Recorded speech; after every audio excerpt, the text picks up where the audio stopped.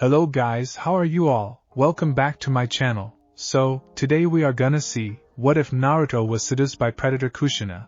And subscribe if you enjoyed the video. And also check the description. So let's begin the story. The forest was dark, illuminated only by the pale moonlight filtering through the canopy above. Naruto Uzumaki ran through the underbrush, his breath coming in ragged gasps, the scroll of sealing clutched tightly against his chest. Behind him, he could hear Mizuki's voice calling out, dripping with false concern that made his skin crawl. Naruto! Just give me the scroll. You don't understand what you've done. But Naruto did understand. He understood that he'd been tricked, manipulated by a traitor who wanted to steal Konoha's secrets. Iruka-sensei had made that perfectly clear before taking a giant shuriken to the back protecting him. The memory of his teacher's blood made Naruto's grip on the scroll tighten even more. He burst into a clearing, skidding to a stop. The moon hung full and bright above, casting everything in silver light. Naruto's eyes darted around, looking for an escape route, but Mizuki landed in front of him with a cruel smile on his face. End of the line, demon brat, Mizuki sneered, pulling out another massive shuriken. I'll take that scroll, and your life. Do you want to know why everyone in the village hates you? Why they look at you with such fear and disgust? Naruto's heart pounded.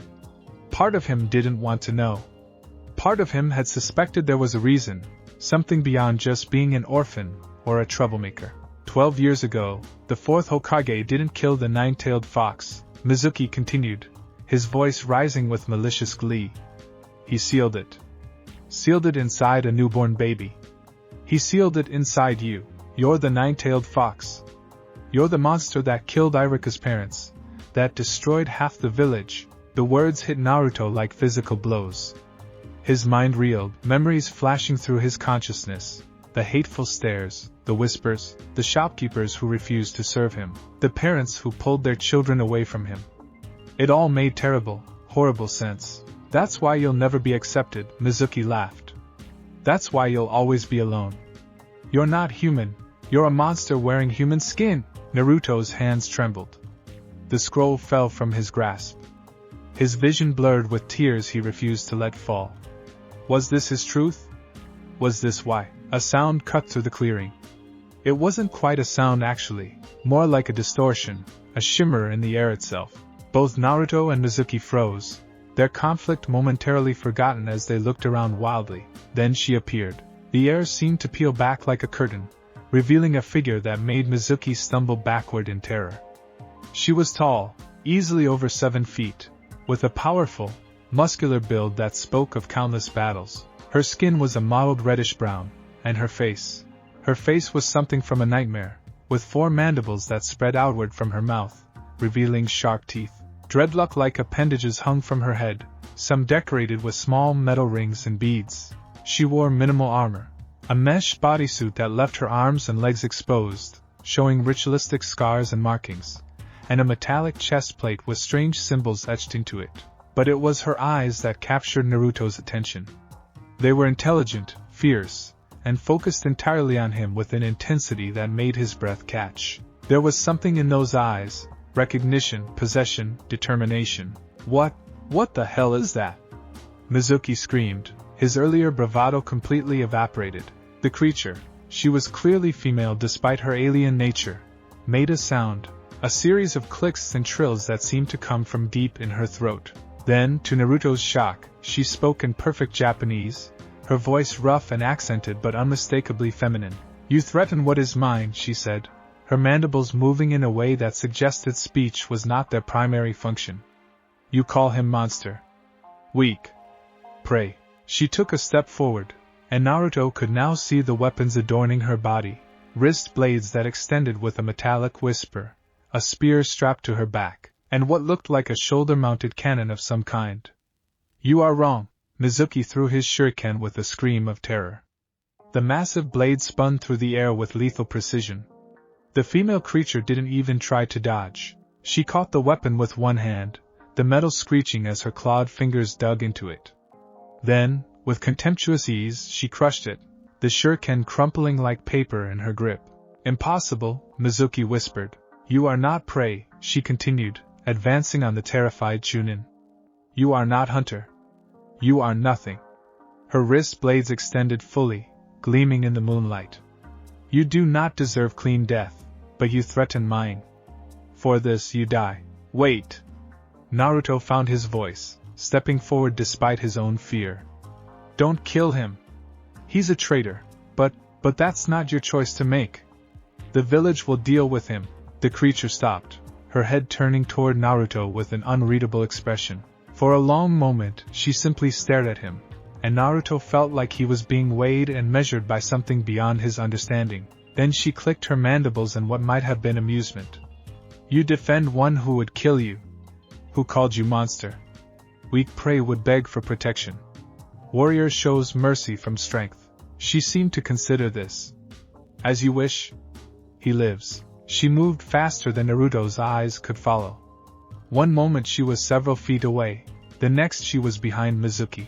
There was a flash of movement, a sickening crack, and Mizuki crumpled to the ground unconscious. He will wake, she said simply. With much pain. For many days. Then she turned her full attention to Naruto, and suddenly the unconscious Mizuki seemed like the least of his concerns. She approached slowly, deliberately, like a predator that had cornered its prey but was in no hurry. Naruto wanted to run, wanted to scream, but he found himself frozen in place. She stopped directly in front of him, towering over his small frame. Up close, he could see more details. The way her skin had a textured, almost reptilian quality. The small scars that marked her body like a map of battles fought and won. The strange beauty in her alien features that shouldn't exist but somehow did. Do you know me, Naruto Uzumaki? She asked, reaching out with one clawed hand. Naruto flinched but didn't run. And no. What are you? I am Yaocha. Hunter. Warrior. Her hand touched his cheek with surprising gentleness, the claws careful not to cut. I am Kushina. And you are mine. Yours? Naruto's voice cracked. What do you mean? Kushina's mandibles spread in what Naruto would later learn was a smile. I have watched you, little warrior. Since you were very small. I have seen your hunts, your battles with loneliness, your refusal to break. I have seen your strength, your honor, your warrior's heart in a child's body. She leaned closer, and Naruto could smell something on her. Not unpleasant, but alien. Like ozone and copper and something wild. By the traditions of my people, I have claimed you. You are my chosen mate. Naruto's brain seemed to short-circuit. And mate? But I'm 12. And you're alien? Kushina supplied. Yes. But age means different things to my people. I do not claim you for now, little one. I claim you for what you will become. I have seen your potential, your destiny. You will be great warrior. Legendary hunter. And you will be mine. This is crazy, Naruto breathed. You can't just claim people. Among my kind I can. Kushina straightened, her hand falling away from his face. But I am not without honor. I will not force. I will prove my worth to you, as you have proven yours to me. I will protect, teach, provide. I will show you what it means to be truly strong. And when you are ready, when you understand, you will accept my claim. Or reject it. The choice will be yours. Why? Naruto demanded, finding his courage again. Why me?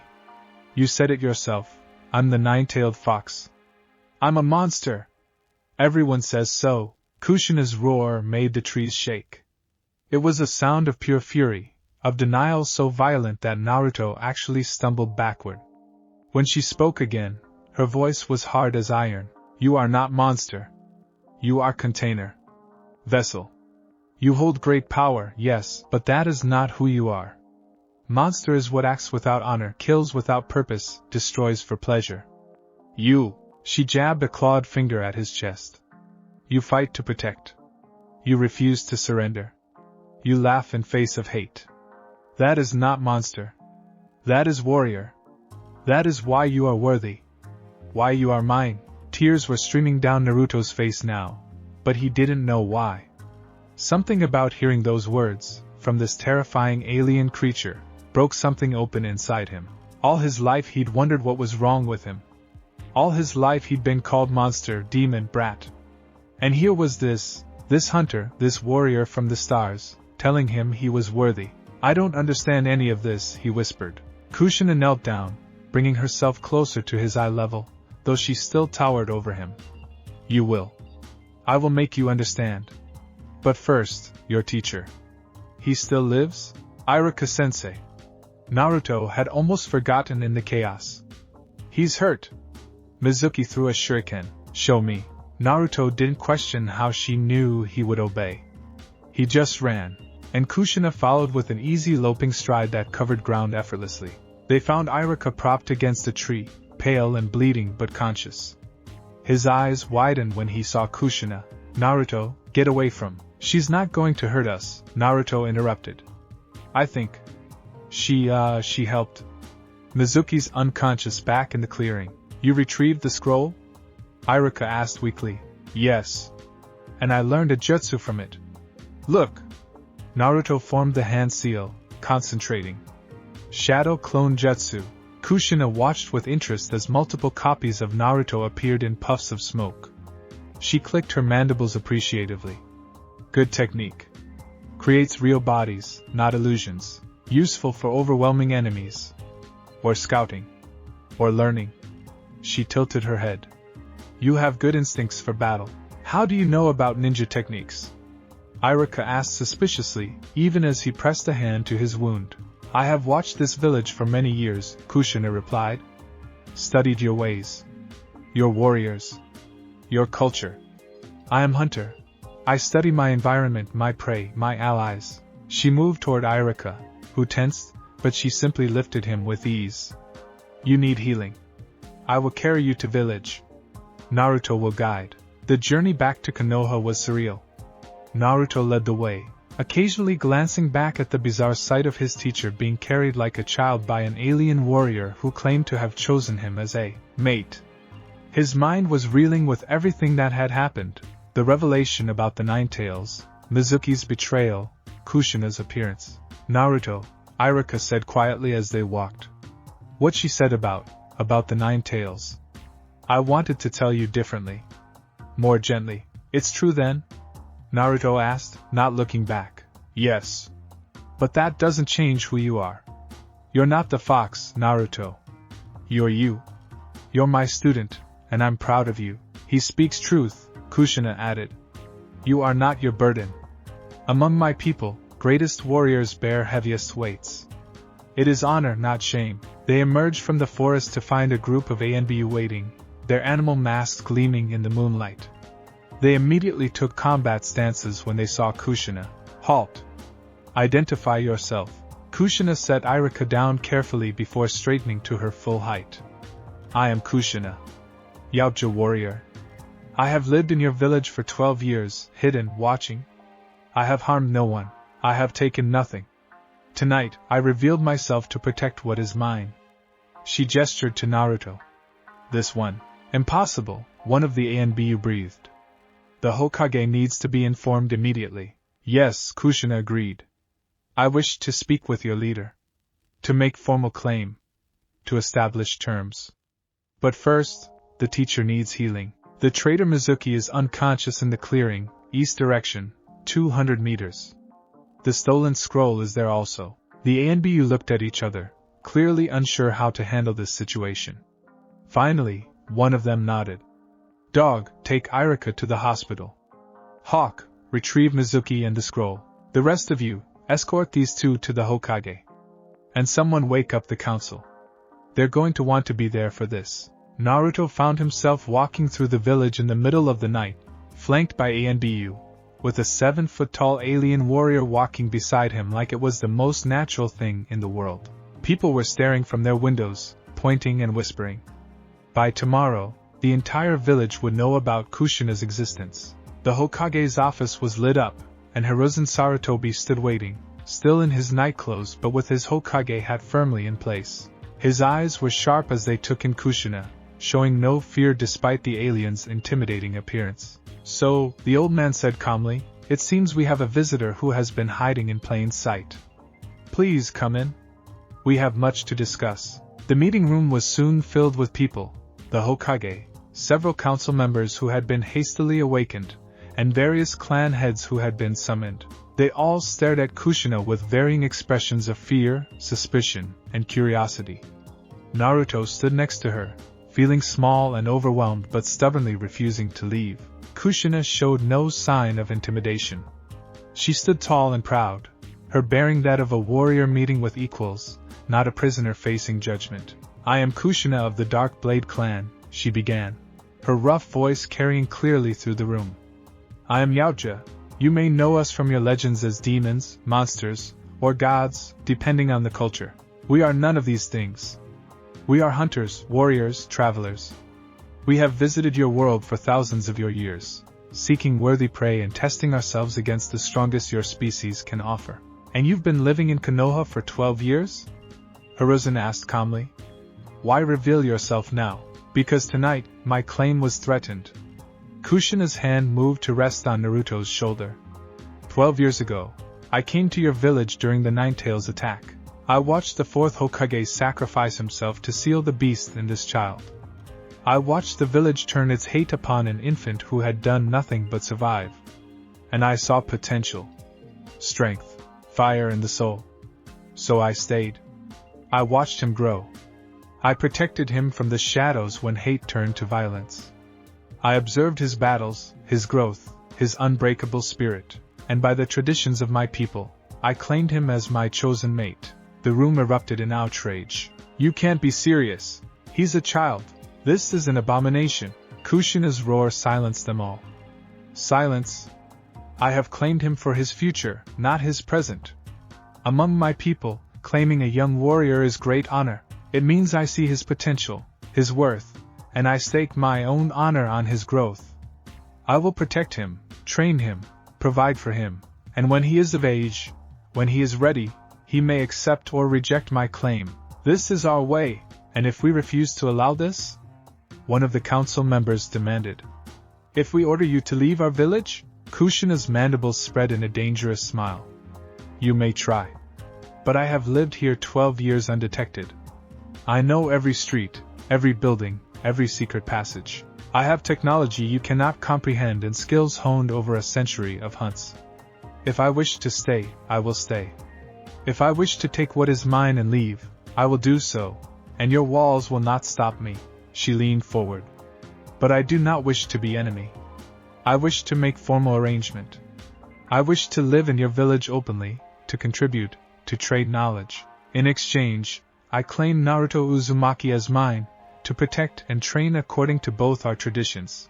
Hiruzen stroked his beard thoughtfully. "You say you've protected him? From what?" "From mob on his 5th birthday that would have beaten him to death if I had not intervened. From poison in his food at age 7. From assassin in the night at age 9 who thought to end the demon before he could grow strong.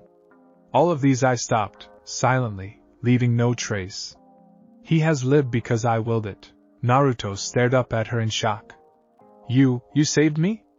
All those times?" "Yes, little one. Always I have watched. Always I have protected what is mine." Hiruzen's eyes had hardened. "You have evidence of these attempts on his life?" "I kept trophies. As is our way. I will provide them." The Hokage looked around the room at the assembled leaders. "This is an unprecedented situation. We need time to discuss, to consider the implications. However," he looked at Kushina directly, "if what you say is true, if you truly have protected Naruto all these years, then perhaps we owe you more gratitude than suspicion." "I wish no gratitude. I did not act for you. I acted for him. For what is mine, nevertheless." Hiruzen made a decision. "For tonight you will be given guest quarters under guard. For formality's sake, not because we believe we could actually hold you against your will. Tomorrow, we will discuss terms. Naruto, you will come with me. We have our own matters to discuss." Kushina's hand tightened on Naruto's shoulder. "He stays with me. He is a citizen of Konoha. He is mine. My claim stands until he rejects it or accepts it.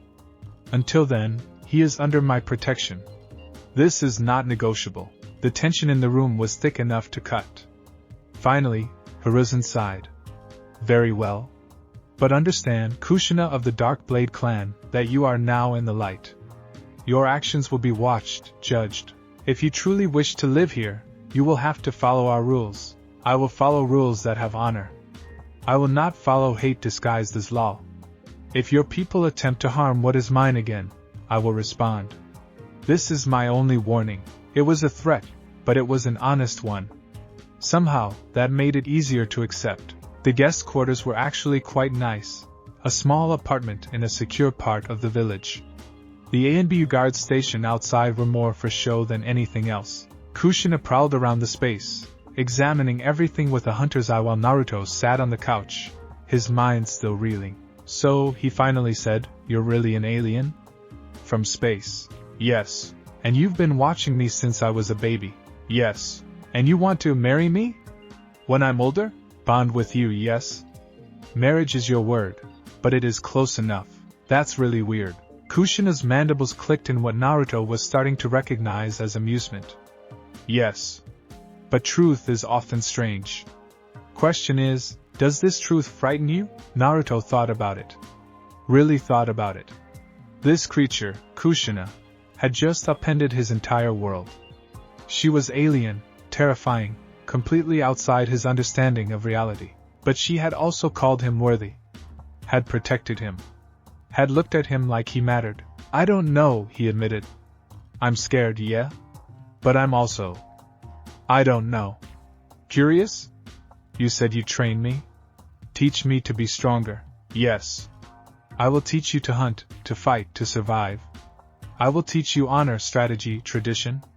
I will make you strong, little one. So strong that those who called you monster will know fear when you pass. So strong that you will need to fear no one. And what do you want in return?" "Really?" Kushina sat down across from him, her massive frame somehow graceful. "I want worthy mate. I want warrior who can stand beside me without shame.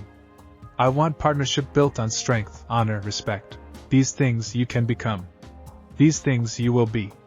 If you choose. And if I don't choose you? If I decide I don't want to be your mate, then you will still have my training, my protection, my respect. Claim is not prison. It is promise. I promise to make you worthy of being claimed. You promise to become best version of yourself. What happens after?" She spread her hands, "That is for future us to decide." Naruto looked at this alien warrior who had stepped out of the shadows to claim him, and felt something shift in his chest. For the first time in his life, someone wanted him. Not despite what he was, but because of who he could become. "Okay," he said quietly. "Teach me. Make me strong. And we'll figure out the rest later." Kushina's mandibles spread in a full smile, and Naruto realized that despite her alien features, despite everything that made her different, there was something almost beautiful about her in that moment. "Good choice, little warrior. Good choice. Your life begins now. Tomorrow, you become more than you were. Tomorrow, you begin the path to becoming legend." Outside, the sun was starting to rise over Konoha, painting the sky in shades of orange and pink. Naruto Uzumaki, container of the nine-tailed fox, prankster, academy failure, looked out the window at his village and felt hope for the first time in a long time. He didn't know what the future held. Didn't know if he would accept Kushina's claim, or what it would mean if he did. Didn't know how the village would react, or what challenges lay ahead. But he knew one thing for certain. He was no longer alone, and for now, that was enough. In the shadows of the village, other eyes watched the apartment where the alien and the boy slept. Some watched with fear, some with hatred, some with curiosity. And in the deepest shadows, something ancient and malevolent stirred, sensing a change in the pattern it had been weaving for so long. The Nine Tails vessel had found a protector. That could not be allowed to continue. Plans would need to change. Pieces would need to be moved. But for tonight, Naruto Uzumaki was safe, protected by a warrior from the stars who had claimed him as her own. And in the morning, his real training would begin. The morning sun had barely cleared the horizon when Naruto woke to find Kushina already awake, standing by the window in a meditative stance. Her biomask, a fearsome skull-like helmet he hadn't seen her wear last night, sat on the table nearby, along with various pieces of equipment that looked like they belonged in a science fiction movie rather than a ninja village. "You don't sleep?" Naruto asked, his voice still rough with sleep. Kushina turned, her mandibles clicking softly. I sleep. But not as your kind does. 3 hours is sufficient for my biology. You slept 9 hours. Good. Growing warriors need rest. 9 hours? Naruto bolted upright. I'm going to be late for... He stopped, reality crashing back. Oh. Right. I'm probably not going back to the academy after last night. No. Your training there is finished. You passed their test, retrieved Forbidden Scroll, learned Jutsu, defeated Traitor. By their own rules, you have earned rank of Jonin. Kushina moved away from the window with that fluid grace that seemed impossible for something so large. Today, you learned what it means to be mine. Before Naruto could respond, there was a knock at the door. Kushina's head tilted, and Naruto realized she was probably using senses he didn't have to identify who was there. Your Hokage. And 3 others. One smells of smoke and war. One smells of medicine and death. One smells of flowers and steel. All warriors but old. Leaders. How can you smell all that? Naruto asked as he moved to open the door. When you cannot see in certain light spectrums like humans can, other senses become stronger. I will teach you to use all your senses, not just eyes. Naruto opened the door to find exactly who Kushina had described, the Hokage, flanked by 3 elderly people he vaguely recognized as council members. The one who smelled of smoke and war was probably Hamura Mitokado, the severe-looking man with sharp eyes. The medicine and death scent likely came from Koharu Yutane, the elderly woman with a medical background. And flowers and steel. That had to be a civilian council member, perhaps representing the merchant clans. Naruto, Kushina-san, Hiruzen greeted them formally. May we enter? It is your village, your building, Kushina replied. But if you enter as enemies, you will leave as corpses. If you enter as guests, you will leave with answers. Choose. Hamura bristled at the threat, but Hiruzen raised a calming hand. We enter as guests, seeking understanding and terms of peace. Kushina nodded and stepped back, allowing them entry. The apartment suddenly felt much smaller with 5 people and a 7-foot-tall alien warrior inside it. Naruto found himself pressed against the wall, trying to stay out of the way. Naruto, Hiruzen said gently, you don't have to stay for this. These are political matters. No. Kushina's voice was firm. He stays. These discussions concern his future. He has right to hear all, understand all, decide all. To exclude him is to treat him as child, as possession. He is either. He is warrior. He's 12, Koharu said sharply, and I first killed at age 6, by your counting of years, Kushina replied calmly. Age is not measure of worth among my people. Skill is. Honor is. Strength is. He has all 3. He stays. Hiruzen sighed but nodded. Very well. Please let us all sit. It was almost comical watching the elderly council members try to arrange themselves on furniture that was suddenly sharing space with an alien warrior. Eventually, everyone found seats, with Naruto ending up next to Kushina on the couch, very aware of how her presence seemed to dominate the room. Let's begin with the basics, Hiruzen said, lighting his pipe. You claim to have lived in Konoha for 12 years undetected. How?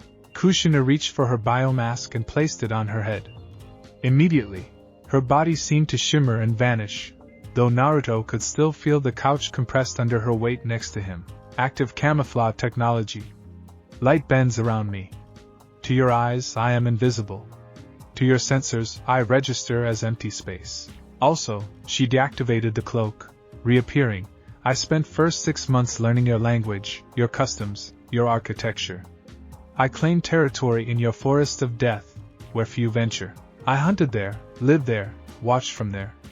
Your village is easy to observe when one can scale buildings silently and see in darkness. The forest of death, Hamura said slowly. That explains some of the unusual disappearances of dangerous animals. We thought it was natural predation. It was. I was predator. But I only took what I needed for sustenance, and what threatened to leave forest for village. I kept balance, as proper hunter should. And you chose to stay because of Naruto? Koharu's eyes were calculating. Why? What possible interest could you have in a child? Kushina's mandibles spread in what Naruto now recognized as a smile, but this one had an edge to it. You wish to understand Yautja culture? Very well. I will teach. She stood, her full height making everyone else look up at her. Among my people, bloodline and clan are everything. We are judged by our hunts, yes, but also by who we choose to bond with. To choose mate is to say this warrior's strength will combine with mine to create something greater. It is not done lightly. She began to pace, her movements precise and deliberate. I came to your world seeking worthy prey. Your kind is known across the stars, adaptable, clever, dangerous despite lack of technology. I sought your strongest warriors. But when I arrived, I found more than I expected. I found the nine-tailed fox. Naruto flinched at the name, but Kushina continued. A beast of pure chakra, of primal rage. It destroyed much, killed many. And then I watched your fourth Hokage seal it into newborn child. Such power, such potential, locked within innocent vessel. And I thought, this child, if he survives, if he grows strong, if he masters this power, he could become legend. He could become worthy of the hunt, worthy of me. So you stayed to see if your gamble would pay off, Hiruzen said quietly. I stayed because I saw something else. I saw village turn on infant. I saw hate directed at one who had no choice, no say, no understanding. I saw injustice, and I thought, if he survives this, if he grows strong despite this, then he will be more than legend. He will be exceptional. Kushina turned to look at Naruto directly. And I was right. He grew. He fought. He never surrendered. He proved himself again and again, even when others refused to see. That is warrior's heart. That is why he is worthy. That is why he is mine. This claim of yours, the civilian council member spoke up, her voice surprisingly strong. Explain it more clearly. What exactly are you demanding? I demand nothing. I claim what is mine by right of hunt, by tradition, by choice. Kushina sat back down, the couch creaking under her weight. In Yautja culture, when warrior sees another worthy of bonding, they may make claim. This claim is declaration. I see your worth, I will prove my worth to you, and when both are ready, we will bond. Bond is partnership, alliance, joining of strengths. It is, you would call it marriage, though that word is too simple for what we mean. And Naruto has no say in this? Koharu demanded. He has every say. Claim is not ownership. It is promise. I promise to protect him, train him, provide for him. I promise to make him stronger, to honor his growth, to never hold him back. In return, he is expected to strive for strength, to embrace training, to become worthy of the claim. When he reaches maturity by both our culture's standards, he may accept claim, become my mate, or reject it. If he rejects, I must accept his choice and release claim. No shame in this, though it is disappointing. And if he accepts? Hiruzen asked. Then we undergo bonding ritual. We become partners in all things. Where one goes, other follows. What one achieves, other shares. Children, if we have them, belong to both our clans. Resources are shared. Lives are bound. Kushina's mandibles clicked softly. It is not decision to make lightly. But it is decision that is his, not yours, not mine. His. There was a long silence as everyone absorbed this. Finally, Hiruzen spoke again. And what do you offer Konoha in exchange for allowing you to stay openly to pursue this claim? Kushina reached for a device on the table, a small metallic object covered in symbols. I offer knowledge, technology, training. I can teach your warriors new techniques, new ways of thinking. I can provide medical knowledge. My people heal from wounds that would kill yours. I can provide weapons, armor, tools beyond your current capability. I can hunt your enemies, eliminate threats before they reach your walls. I can be ally, asset, protector. And the cost? Hamura asked suspiciously. I keep my claim on Naruto. I train him my way, along with your ninja training. He remains citizen of Konoha, but he is also claimed by Dark Blade clan. When time comes for him to become Jonin, I want voice in who trains him. I want access to missions that test him properly, and, her voice hardened, any who attempt to harm him for being Jinchuriki will answer to me. not your laws. This is non-negotiable. You can't just declare yourself above our laws, Kohara protested. I do not place myself above your laws. I place myself as his protector. If your laws protect him fairly, we have no conflict. If your laws allow harm to come to him because of hate disguised as justice, then yes, I will act outside your laws. I have watched for 12 years. I have seen the attempts on his life, the poisoned food, the accidents that were not accidents. Your laws did not protect him then. I did. Do not ask me to stop now. The council members exchanged glances. Hiruzen's face was grave. Are you saying there were assassination attempts we didn't know about? You knew, Kushina said flatly. Perhaps not you specifically, Hokage, but your village knew. Your ANB knew. Some of your council knew. They chose not to act because Jinchuriki without protection is easier to control, easier to manipulate. Dead Jinchuriki cannot become political problem. The temperature in the room seemed to drop. Hiruzen's eyes had gone hard as steel. That is a very serious accusation. It is truth. I have evidence. Trophies from each kill I made protecting him. Weapons used. Poison bottles. Written orders in some cases. I will provide all. Kushina leaned forward. I do not say this to threaten. I say this so you understand. I will not allow it to continue. Claim or no claim, village approval or no approval, that child is under my protection. Make your peace with this, or do not. But it will not change. Naruto had been silent throughout this entire exchange, but now he found his voice. Is that true? Were people really trying to kill me all this time?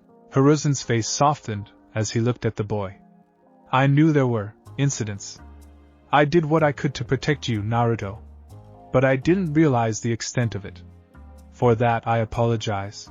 Do not apologize with words, Kushina said. Apologize with action. Make it clear, any who harm him, harm Konoha. Make it law. Make it absolute.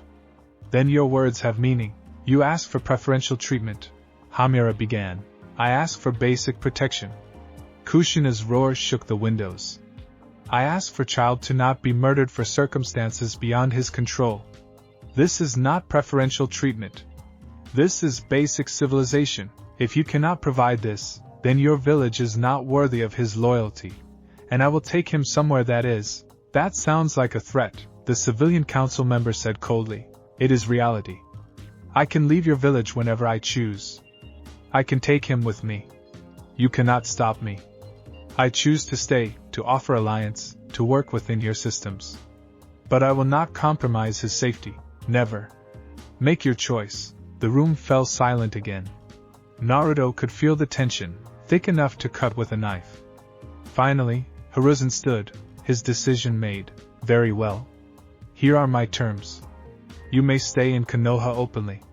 You will be granted status as foreign dignitary, I suppose, representing your people.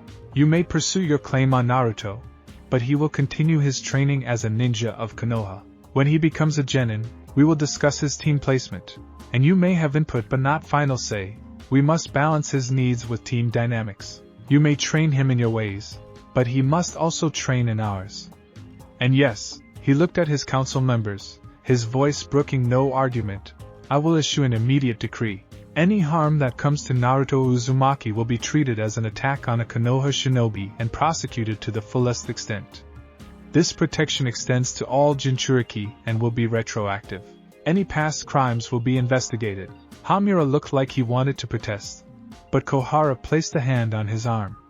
The civilian council member simply nodded, her calculating eyes moving between Kushina and Naruto. In exchange, Hiruzen continued, you will provide the evidence you mentioned.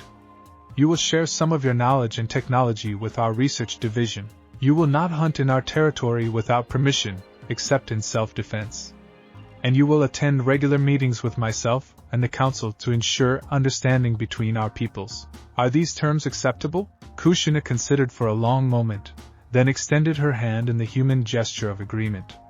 Acceptable. I will honor this agreement so long as you honor yours. Break faith with me, and I break faith with you. Keep honor, and I am your ally. This is our way.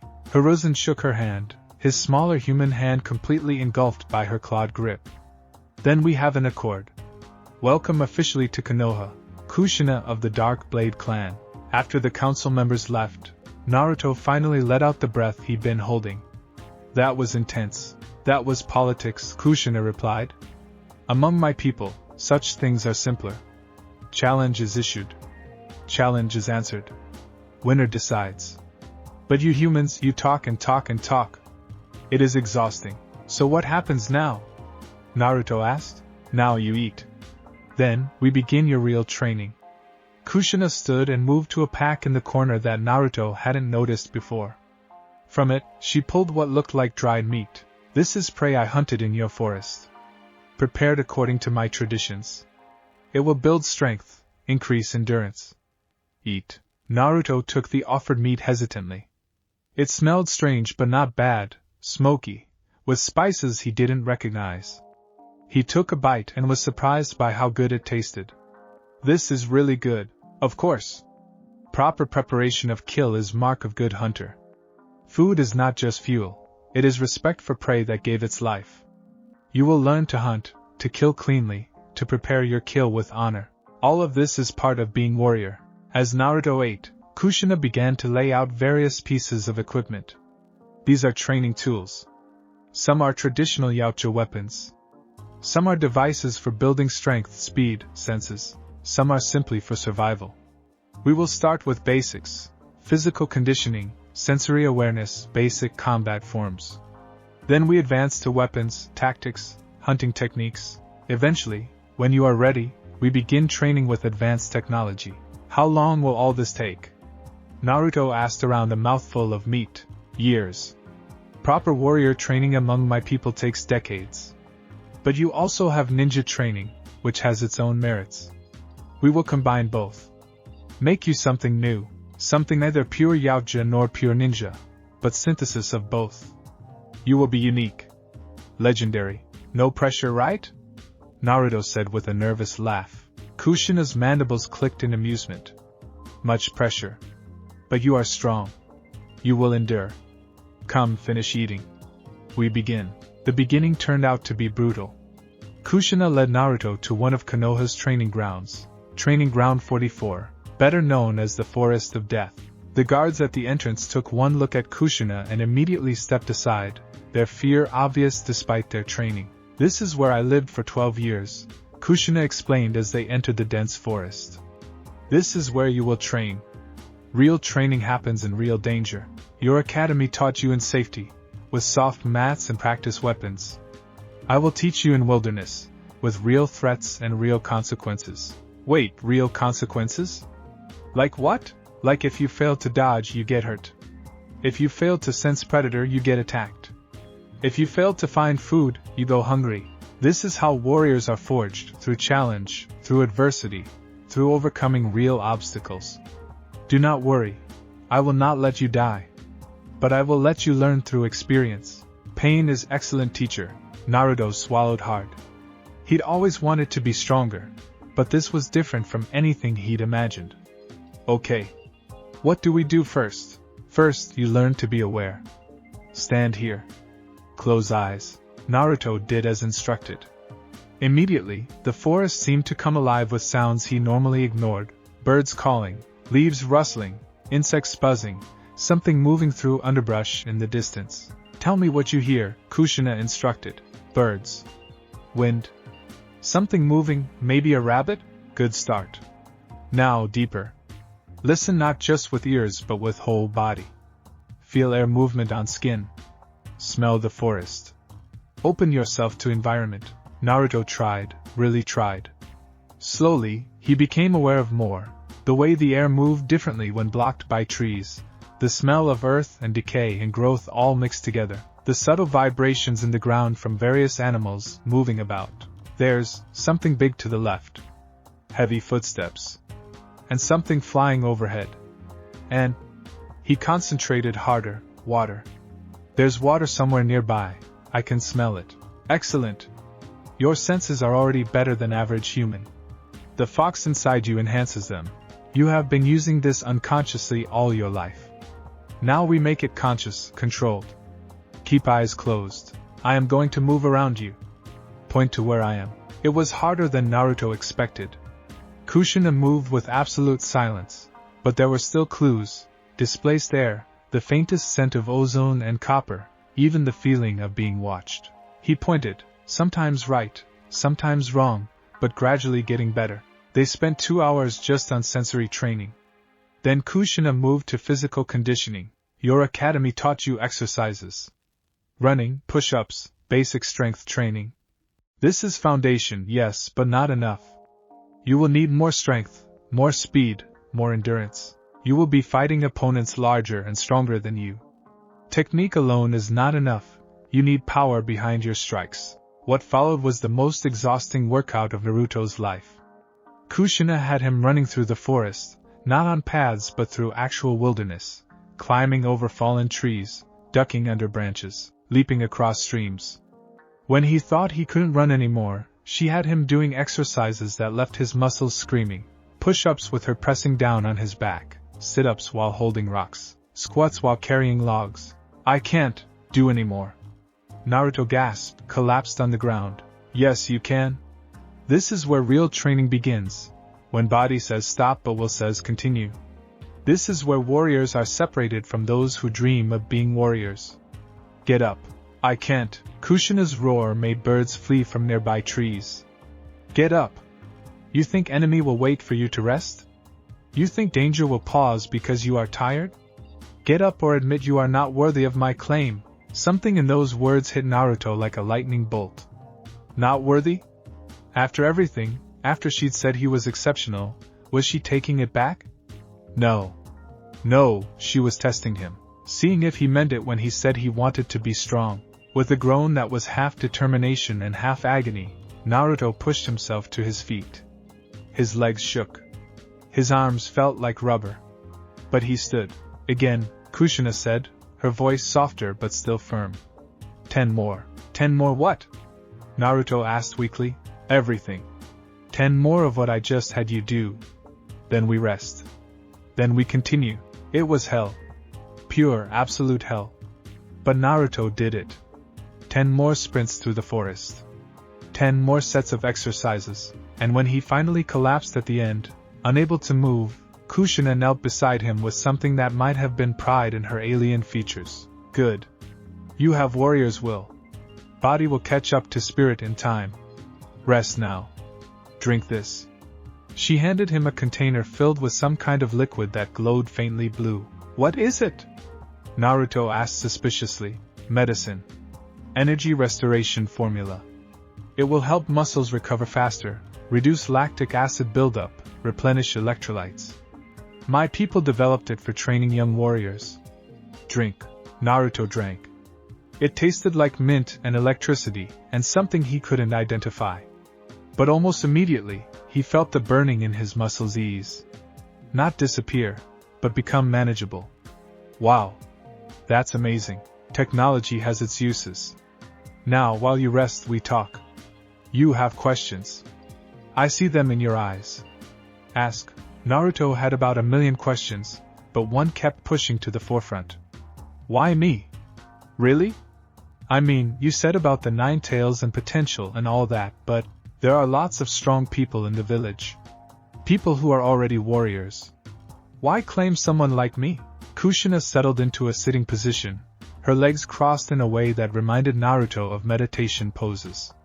I will tell you truth, all of it. Among my people, to claim young warrior rather than proven one is considered romantic, idealistic. Most choose mates who have already proven themselves through many hunts. Safer. Smarter. But her mandibles click softly, I am not most. I am youngest of my clan to achieve elite status. I have broken many traditions, challenged many assumptions. When I came to Earth, I was seeking to prove something, that I could succeed where others had failed, that I could find prey worthy of legend. She looked at Naruto directly. And then I found you. Infant, helpless, abandoned by village that should have cherished you. And I thought, here is ultimate challenge, not to hunt you, but to help you become worth hunting. To take weakest, most vulnerable, most hated, and forge him into legendary warrior. If I could do this, no one could question my judgment again. No one could say I am too young, too reckless, too unconventional. So I'm what, a project to you? Naruto felt a flash of anger. At first, yes, Kushina admitted, and her honesty stung. But then something changed. I watched you grow. I watched you refuse to break despite having every reason to. I watched you fight for acknowledgement from people who gave you nothing but hate. I watched you stay kind despite cruelty, stay hopeful despite despair. And I realized, you were not project. You were already exceptional. You just needed someone to see it, to nurture it, to give you tools to realize your potential. She reached out, her massive hand resting gently on his shoulder. So yes, you are my claim. Yes, I see political advantage in bonding with Jinchuriki of Nine Tails. Yes, your potential power is attractive. But more than all of that, I respect you. I admire your spirit. And I want to see what you become when you have proper support, proper training, proper chance to shine. That is why you. That is truth. Naruto didn't know what to say to that. It was more honest than he'd expected, and somehow that made it better. She wasn't promising love or pretending their relationship was something it wasn't. She was being real with him. Okay, he said finally. I can work with that. So, what happens now? Like long term? Long term? You continue ninja training. You become Jonin, Chunin, eventually Jonin, perhaps Kage if that is your dream. Along the way, I teach you my ways. You learn to hunt, to fight as Yaoju do, to use our technology. You grow stronger, more capable. And as you grow, we see if my claim becomes more than professional interest. See if partnership becomes something deeper. If it does, good. If it does not, also good. Either way, you will be legendary warrior. That is goal. And what about you? What do you want out of this? Kushina's mandibles spread in a smile. I want worthy mate. I want partner who can stand beside me in battle without needing protection. I want someone who understands honor, strength, warrior's way. I want not to be alone. I have been alone for 12 years, little one. Watching from shadows, unable to connect with anyone. It is not natural for my kind. We are social within our clans.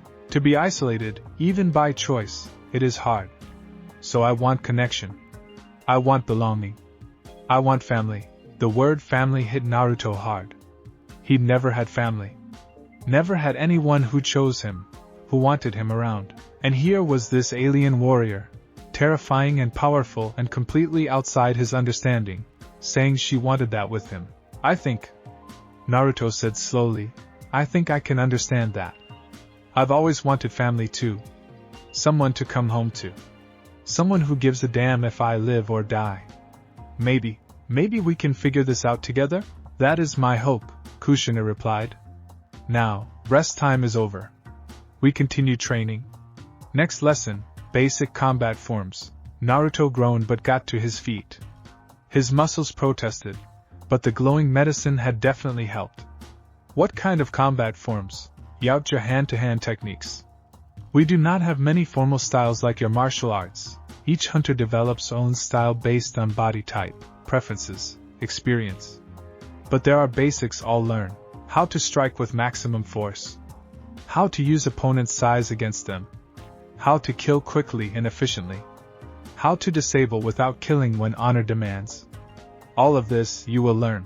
The next several hours were spent with Kushina demonstrating strikes, blocks, and grapples that utilized her natural weapons, her claws, her mandibles, her superior strength. Then she adapted them for Naruto's smaller, less armed body. You do not have claws, so you must strike with precision, eyes, throat, joints, nerve clusters. You do not have my strength, so you must use leverage and momentum. You do not have my armor, so you must be faster, more evasive. Your weaknesses become advantages if you understand them. It was fascinating and frustrating in equal measure. The techniques were effective but required strength and speed Naruto didn't yet have. But Kushina was patient, showing him again and again, correcting his form, explaining the reasoning behind each move. Why not just teach me ninja techniques? Naruto asked after the 100th correction to his stance. Because ninja techniques rely on chakra control you have not yet mastered. Yautja techniques rely on body mechanics and understanding of anatomy. These you can learn now. Later, we combine both. Imagine Shadow Clone Jutsu combined with Yautja pack hunting tactics. Imagine Body Flicker combined with active camouflage. Imagine Genjutsu combined with Yautja's psychological warfare. The possibilities are endless when you master both. That actually got Naruto excited. The idea of combining ninja and alien techniques, of being something unique, it appealed to his desire to stand out, to be acknowledged. They trained until the sun began to set, and Naruto was quite literally swaying on his feet. Finally, Kushina called a halt. Enough for first day. You have done well. Better than expected.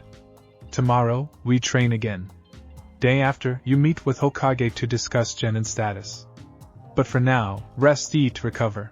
Your body needs time to adapt to new demands. They made their way back to the apartment, where Kushina prepared more of the alien meat along with some rice and vegetables she'd apparently learned to cook during her 12 years in Konoha. As they ate, Naruto found himself studying her, really looking at her for the first time without fear clouding his perception. She was undeniably alien, but there was something almost graceful about her movements, something dignified in the way she carried herself. The scars on her body told stories of battles fought and won. The decorations on her dreadlocks suggested achievements earned. She was, in her own way, beautiful, just in a way that was completely different from anything human. You stare, Kushina observed without looking up from her meal. Sorry. I'm just trying to understand all this. Yesterday I was failing academy student. Today I'm Jonin with an alien mentor who wants to marry me eventually. It's a lot. Yes. It is. But you are handling it well. Most would run screaming. You ask questions, seek understanding, adapt. This is intelligence. This is strength. This is why you are worthy. Can I ask something personal? Naruto ventured. You may ask anything. I may not answer, but you may ask. Do you ever regret it? Staying here for 12 years? Watching but not connecting? That sounds lonely. Kushina was silent for a long moment. Yes, she finally admitted. I regret loneliness. I regret watching other Yautja return home for celebrations, for hunts, for bonding ceremonies while I remained here. I regret not being able to speak with my clan, to share my experiences. But she looked at him directly. I do not regret choice. Loneliness was price of claim. And you are worth price. Never doubt that. Naruto felt his throat tighten with emotion. Thank you? For everything. For protecting me all those years. For believing in me. For wanting me. You are welcome, little warrior. Now sleep. Tomorrow brings new challenges. And soon, you will face village as Jonin with alien mentor. That will bring its own difficulties. Rest while you can. Naruto nodded and headed to the bedroom Kushina had designated as his. As he lay down, his body aching but his mind strangely at peace, he thought about everything that had changed in just 2 days. He had a mentor. A protector. Someone who saw him as worthy, as having potential, as being more than just the Nine Tails container. It wasn't traditional family, but it was something. It was a start. And maybe, just maybe, it was exactly what he needed. In the main room, Kushina sat by the window, her biomask on as she scanned the village with sensors that could detect threats normal eyes would miss. She had meant everything she told the boy. He was her claim, her project, her investment. But he was also something more. He was hope. Hope that she could forge something new, something that bridged the gap between their species. Hope that she could prove the skeptics wrong. Hope that she didn't have to be alone anymore. She would make him strong. She would make him legendary. And perhaps, if she was very fortunate, she would make him hers in truth, not just in claim. But that was for the future. For now, she had a warrior to train, a village to negotiate with, and enemies to watch for. The hunt had truly begun. 3 days had passed since the council meeting, and Konoha was still buzzing with rumors about the alien warrior and her claim on the Jinchuriki. Naruto could feel the stares as he walked through the village with Kushina beside him, her presence impossible to ignore or miss. Some people looked at them with fear, others with curiosity, and a few, mostly shinobi who understood the value of a strong ally, with something like respect. Today was different though. Today, Naruto was being officially recognized as a genin, and Kushina had insisted on accompanying him to the Hokage Tower for the ceremony. You don't have to come, Naruto said as they approached the building.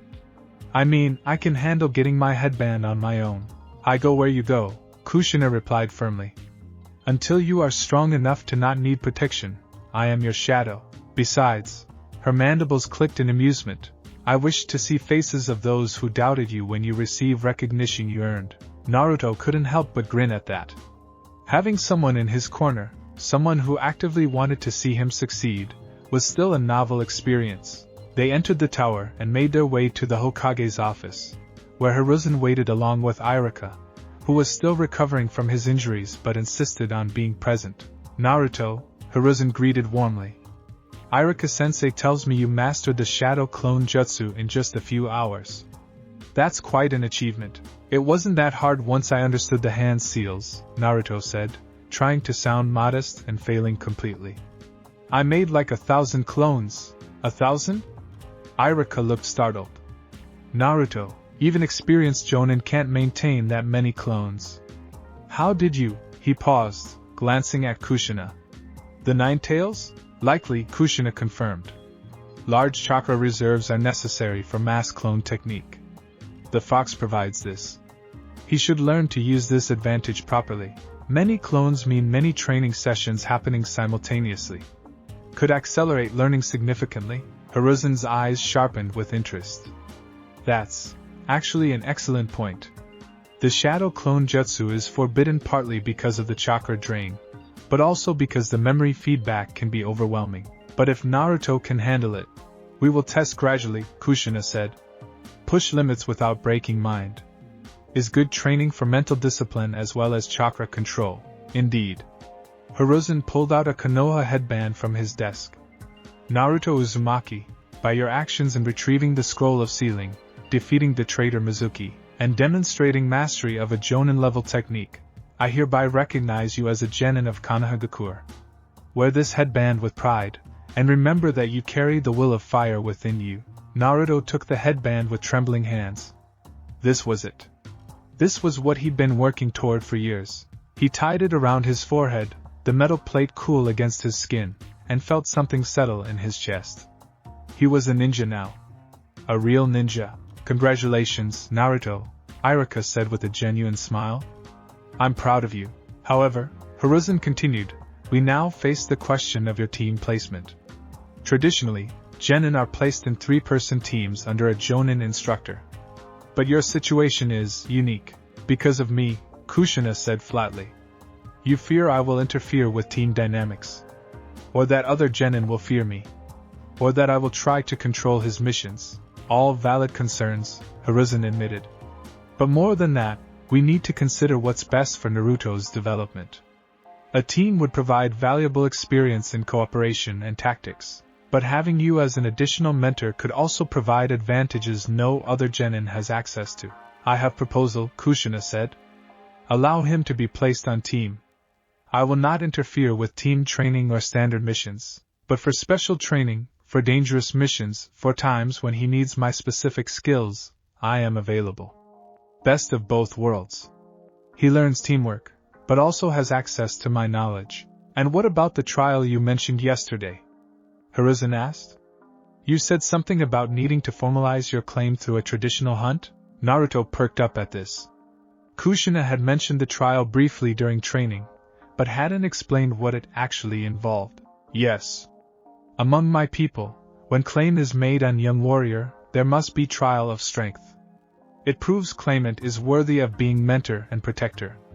It proves claimed has courage to face dangers of hunt, and it proves to both that partnership has foundation of respect and capability, not just words. What does this trial involve? Iruka asked nervously. Kushina's mandibles spread in a fierce grin. Hunt. Real hunt, in dangerous territory, against worthy prey.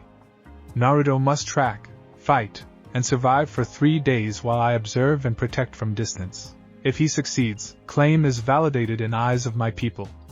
If he fails... She paused. He fails. We try again when he is stronger. Absolutely not, Iruka said immediately. He's 12 years old. You can't send him out to fight dangerous animals alone. I can and I will. This is our way. This is tradition. Kushina turned to Naruto. But choice is yours, little warrior. You may refuse. Say you are not ready, and we wait. No shame in knowing your limits. But if you accept, you prove something.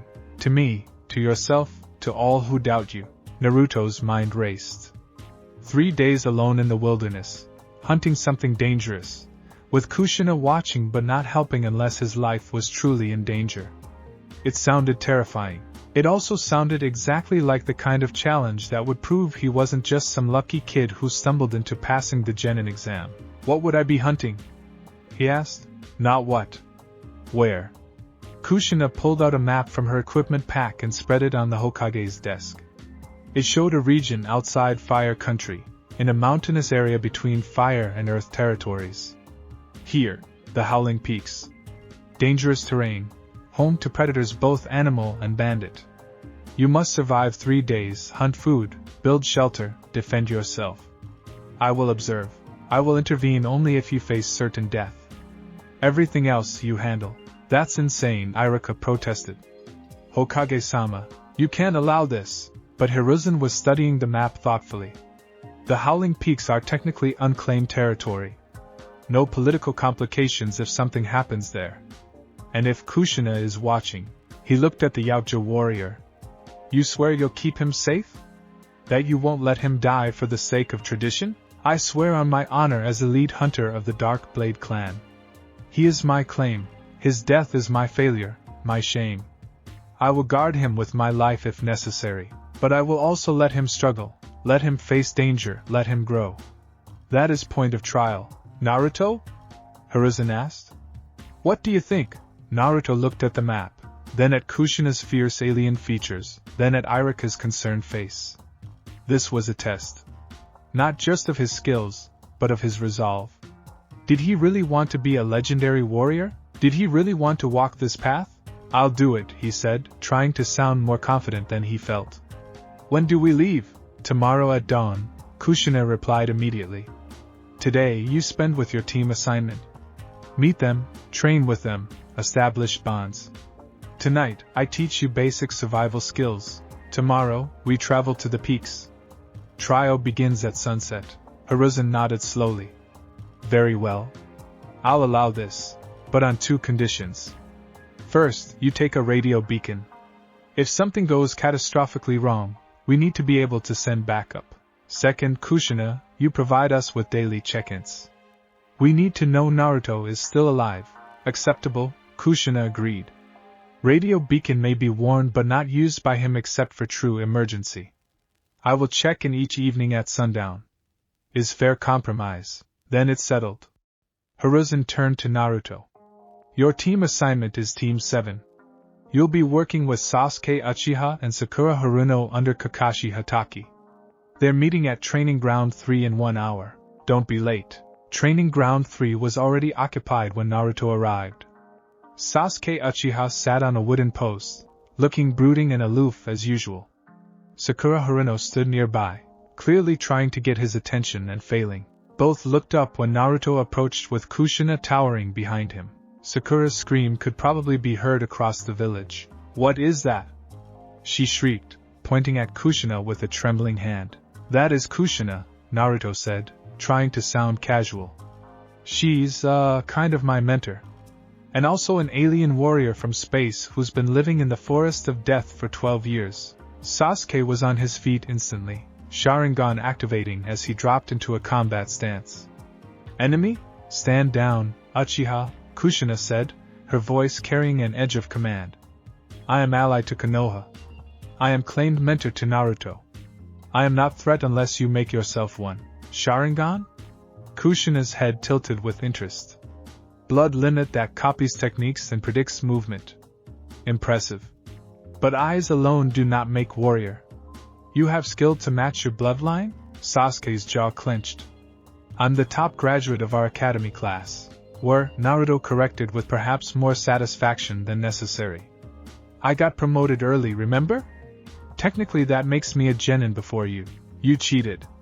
You stole the scroll. I was tricked into taking it, fought a traitor, and learned a Jonin level jutsu in a few hours. That's not cheating, that's being awesome. Enough. Kushina's voice cut through their bickering. You are team now. Rivals, perhaps, but also allies. You will work together or you will fail together. This is reality of shinobi life. She looked at both of them. Naruto will be with team for training and standard missions. But he also trains with me. Do not expect him to be weak link because he seems foolish. He has potential you do not see yet. Judge him by his actions, not his reputation. And who are you to tell us anything? Sakura demanded, having recovered some of her courage. You're not our sensei, no. But I am warrior who has survived a century of hunts across the stars. I am elite hunter who has faced and defeated opponents that would make your toughest shinobi flee in terror. I am teacher to one who will surpass you all if he applies himself. Mock me if you wish. Just remember that I could kill you both before you completed your first-hand seal. I choose not to out of respect for Naruto's new team. Do not test my patience. The temperature seemed to drop several degrees. Both Sasuke and Sakura went pale, suddenly very aware that they were in the presence of something far more dangerous than they'd initially realized. Before the tension could escalate further, a new voice interrupted. My, what an interesting scene. A tall man with gravity-defying silver hair and a mask covering half his face appeared in a swirl of leaves. His visible eye was fixed on Kushina with poorly concealed fascination and wariness. You must be Kushina-san. I'm Kakashi Hatake. I'll be leading Team 7. Copy Ninja Kakashi, Kushina acknowledged. The one who possesses Sharingan despite not being Uchiha. Reputation as skilled and dangerous shinobi. Also reputation for being perpetually late. Which will it be today? Kakashi's visible eye crinkled in what might have been amusement. I prefer to say I arrive precisely when I mean to. Now then, I believe I should meet with my team alone. No offense, but teacher-student dynamics work best without outside observers. None taken. I leave him in your hands. Kushina turned to Naruto. Tonight, training ground 44, after sunset. Bring only yourself. We prepare for trial. Then she was gone, vanishing into the trees with barely a sound. Well, Kakashi said after a moment. That was certainly something. Now then, why don't you three introduce yourselves? Name, likes, dislikes, dreams for the future. You first, Pinky. The introductions were awkward and revealing. Sakura's interest seemed to revolve entirely around Sasuke, which made Naruto roll his eyes. Sasuke's introduction was dark and focused on revenge against his brother. And when it came to Naruto's turn, I'm Naruto Uzumaki. I like ramen, training with Kushina, and proving people wrong. I dislike the 3 minutes it takes for ramen to cook, and people who judge others without knowing them. My dream is to become Hokage so everyone will have to acknowledge me. And the alien warrior? Kakashi asked mildly. How does she fit into your life? Naruto hesitated, trying to figure out how to explain it. She claimed me. According to her culture. She says I have potential to be a legendary warrior, and she wants to be the one who trains me. And maybe eventually we'll get married or bonded or whatever they call it, but that's way in the future and I get to choose. For now, she's my mentor and protector. Claimed? Sakura looked confused. Like property? No. Like a promise. She promises to make me strong. I promise to work hard and become worthy. It's complicated. It's insane, Sasuke muttered. You're letting some alien manipulate you. She's not manipulating me. Naruto's voice rose. She's been protecting me since I was a baby. She's the only one who ever said I was worth something. Alright, Kakashi intervened. Personal relationships aside, let's focus on the team. Tomorrow morning, we have our real test. Meet here at 5 a.m. Don't eat breakfast, you'll just throw it up. Dismissed. As they left the training ground, Sasuke and Sakura walked off together. Or rather, Sakura chased after Sasuke while he ignored her. Naruto headed toward the Forest of Death, his mind already shifting to the survival training Kushina had promised. The sunset painted the Forest of Death in shades of blood orange and deep purple as Naruto entered through the main gate. He didn't have to search for Kushina, she found him, dropping from a tree with barely a whisper of sound. Good. You came on time. Shows discipline. Come, much to learn, little time to learn it. She led him deeper into the forest, to a clearing that had obviously been used as a camp. There were various tools laid out, some recognizable and some completely alien. Survival, Kushina began without preamble, is about priorities.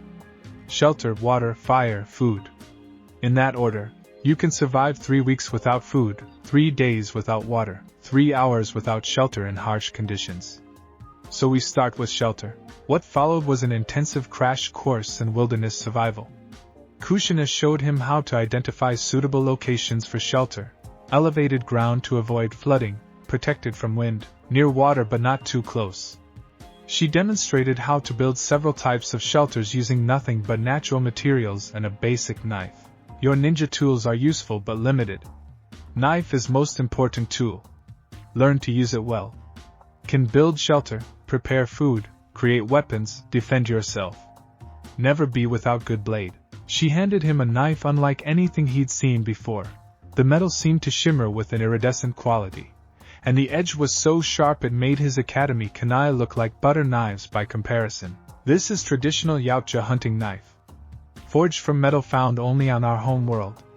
Will cut through most materials easily, never dulls, can channel chakra if you learn how. Is yours now. Take care of it. Reflects on your honor as warrior. Naruto held the knife with reverence, feeling the perfect balance of it in his hand. Thank you? I'll take good care of it, I promise. Good. Now, practice. Build shelter using only knife and natural materials. I watch and correct. Building the shelter was harder than it looked. Naruto's first attempt collapsed immediately.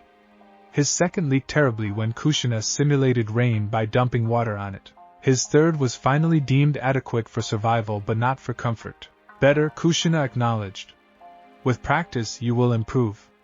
Now water. She showed him how to identify safe water sources, how to filter water using sand and charcoal, how to purify it by boiling. She explained the dangers of stagnant water, how to recognize signs of contamination, how to extract water from plants if no other source was available. Then came fire making. First, she made him do it the hard way: bow drill, friction, determination. It took him nearly an hour to produce a single ember, his hands blistered and arms aching by the time he succeeded. Good. Now, easier way. She produced a small device from her equipment. Fire starter.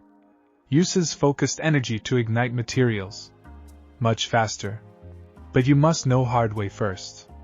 Technology fails. Knowledge does not. Finally, as the night grew deep, came the lesson on food. You must be able to identify what is safe to eat.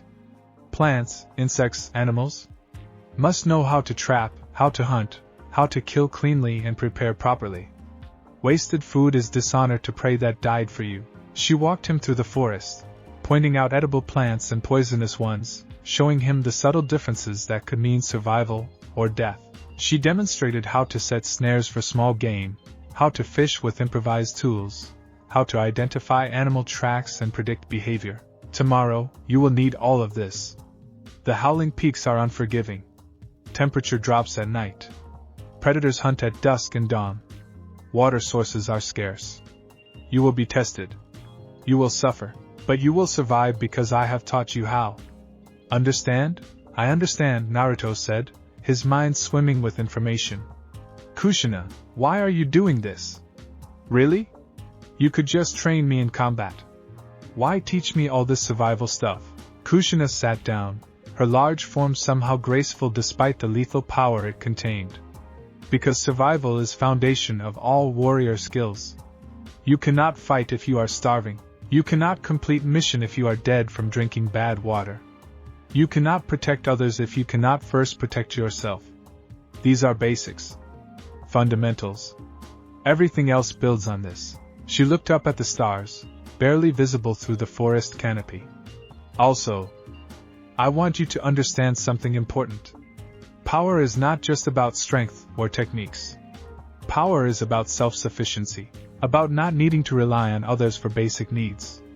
When you can survive alone, when you can provide for yourself under any conditions, then you are truly free. No one can control you through hunger or thirst or fear of elements. That is real power. Is that what it means to be Yautja? Naruto asked. Being self-sufficient? Partly. We are also social. We hunt in packs, we support our clans, we value cooperation. But each of us must first be able to stand alone. Must be able to say I need no one before we can honestly say I choose to need you. Do you understand difference? Naruto thought about it. I think so. If you need someone because you can't survive without them, that's dependency. But if you can survive alone and still choose to be with someone, that's real connection. That's real strength. Kushina's mandibles clicked in approval. Exactly. You are wise beyond your years sometimes, little one. This is good trait. Warriors must be strong, yes, but also smart. Strength without wisdom is just violence. Wisdom without strength is just philosophy. You must have both. They spent the rest of the night going over everything one more time. Shelter priorities, water purification, fire-making techniques, food identification.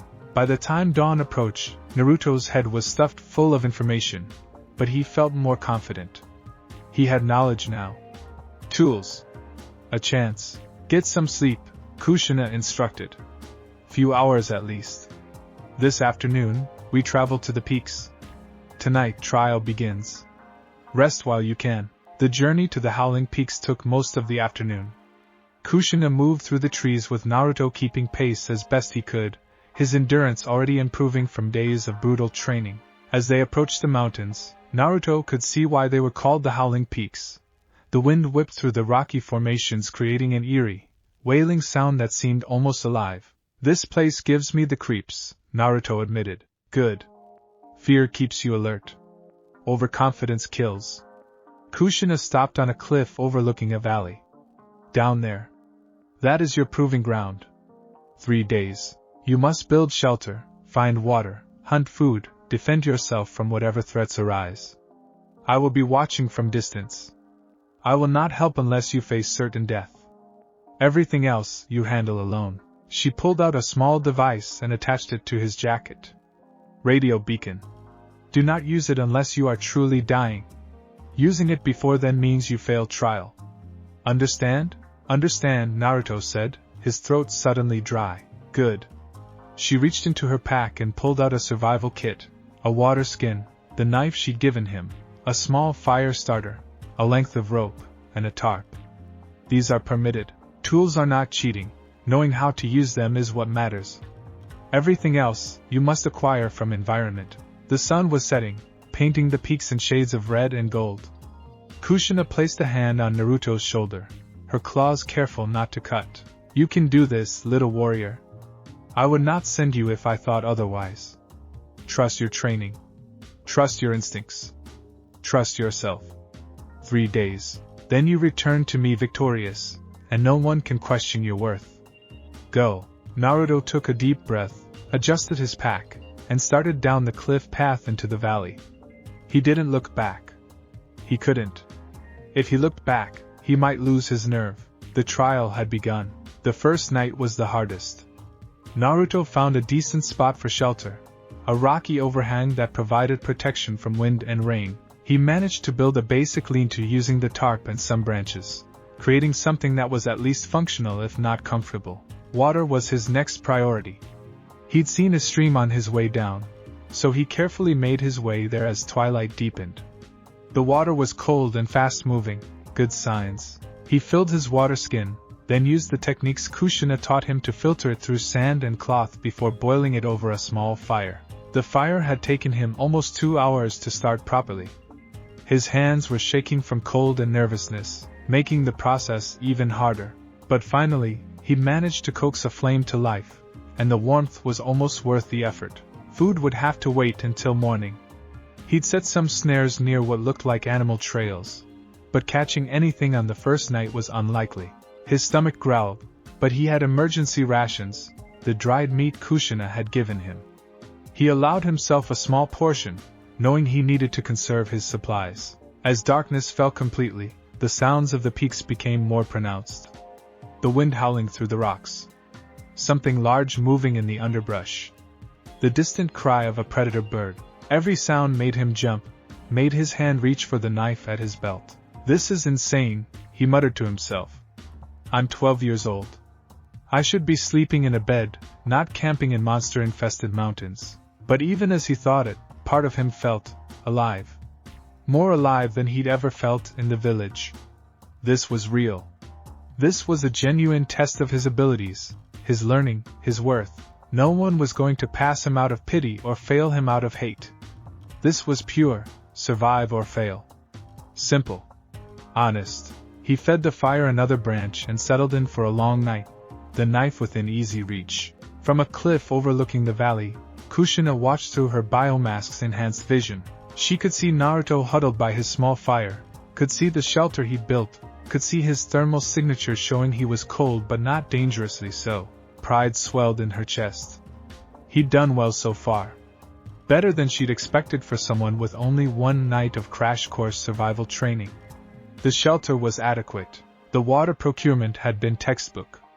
The fire, while it took him too long, was properly built and maintained.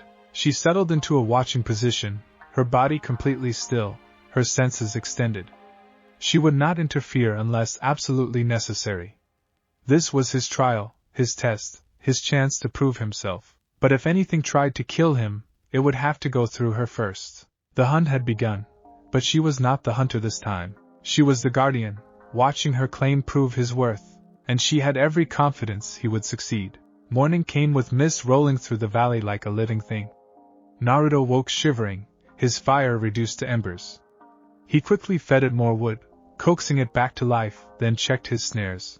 To his amazement, he'd actually caught something, a rabbit, dead in the snare. He stared at it for a long moment, feeling a complicated mix of emotions. He'd killed this animal. Sure, it was a trap, but it was his trap. This creature had died because of him. "Thank you," he said quietly, remembering what Kushina taught him about honoring prey. "Your death gives me life.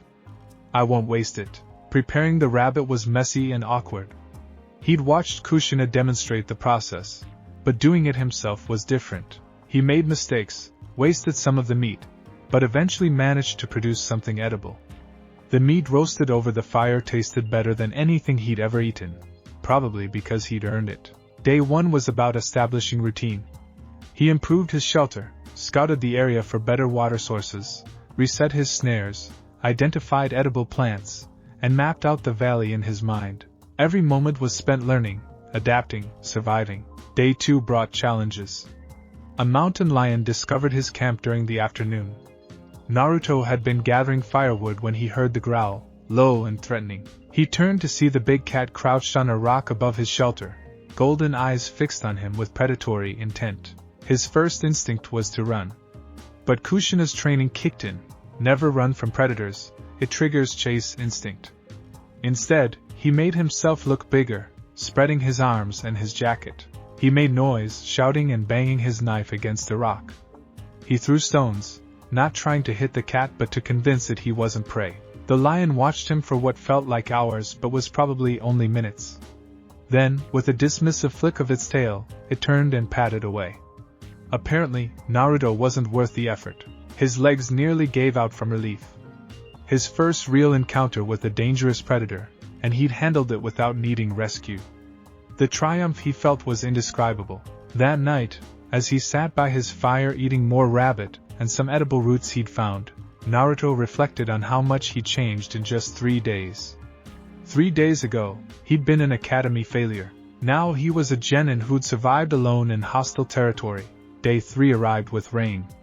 Cold, driving rain that turned the valley into a miserable, muddy mess. His shelter leaked despite his best efforts. His fire was nearly impossible to maintain. Everything was wet and cold and miserable. This was the real test, he realized.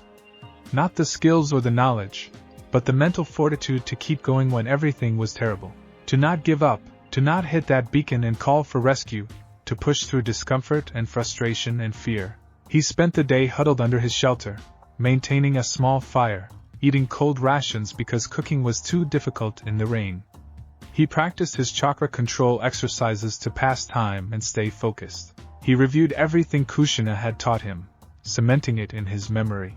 As sunset approached on the third day, the rain finally stopped. Naruto emerged from his shelter, wet and cold and exhausted, but unbroken. He'd done it. 3 days. He'd survived. Kushina! He shouted to the valley. I did it! A shape detached from the shadows, and suddenly she was there, appearing as if she'd materialized from thin air. Her mandibles were spread in the widest smile he'd ever seen from her. Yes. You did. She approached and knelt down, bringing herself closer to his level. You survived. You adapted. You learned. You proved yourself worthy of my claim, of my teaching, of your own reputation. You are warrior now, Naruto Uzumaki. Not academy student. Not lucky genin. Warrior. Naruto felt tears prickling his eyes. He'd done it. He'd actually done it. I want to go home now.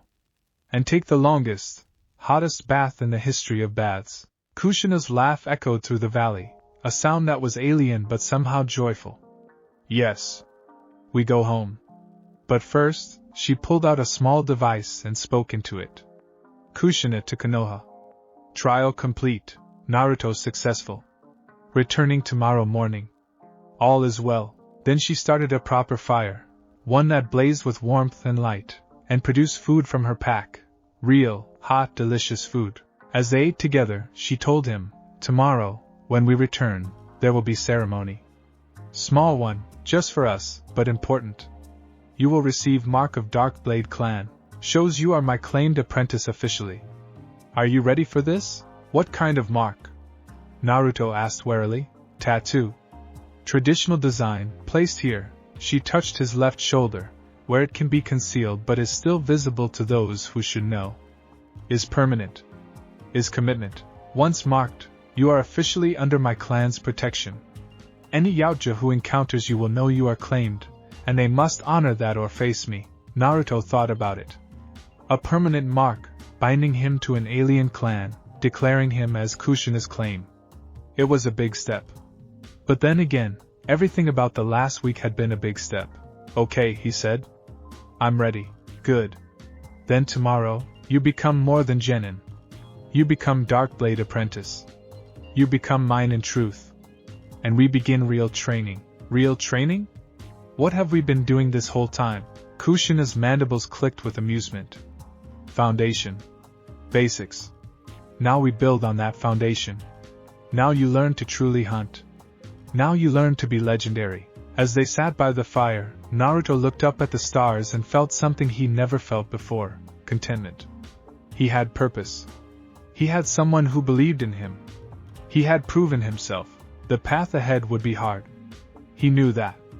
There would be more trials, more challenges, more moments where he questioned if he was strong enough. But tonight, in the Howling Peaks, with an alien warrior who called him worthy sitting beside him, Naruto Uzumaki knew one thing for certain. He was going to be legendary, and nothing would stop him. The return to Konoha was markedly different from their departure. Naruto walked with his head held high, his posture straighter, his movements more confident. 3 days in the wilderness had changed something fundamental in him. He'd faced real danger and survived on his own merits. No lucky breaks, no demon fox power, just skill and determination. Kushina walked beside him with obvious pride, her mandibles clicking in a rhythm he was learning meant satisfaction. As they approached the village gates, the guards stiffened but didn't raise weapons. Word had clearly spread about the alien warrior's official status. Naruto Uzumaki and Kushina of the Dark Blade Clan, returning from sanctioned training exercise, one guard announced formally, marking their arrival in the log. Welcome back, the other guard said, and there was something in his tone that hadn't been there before. Not warmth exactly, but respect.